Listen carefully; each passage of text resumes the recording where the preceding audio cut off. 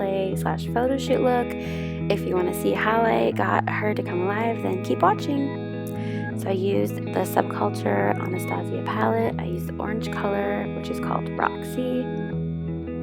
I also used my MAC white eyeshadow in the color Gesso.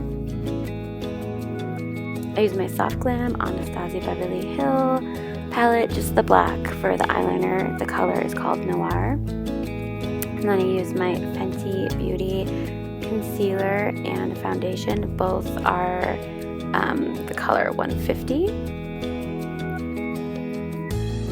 And my Hoola bronzer Avi, a huge staple.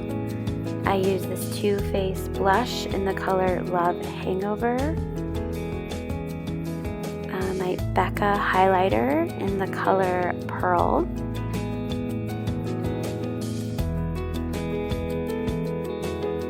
Fenty Beauty mascara in the color Cause I'm Black. I love this mascara.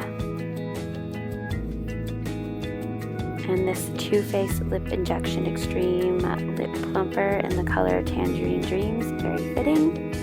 And then for the hair color, I used the Be Wild temporary hairspray in the color Bangle Blue. It was only $5. It worked well, but there was a lot of transfer. So if you ever use it, FYI. And then I used or bought this orange sweatshirt at Walmart for like $10. It was just like the perfect piece to finish off the look, and it was really affordable.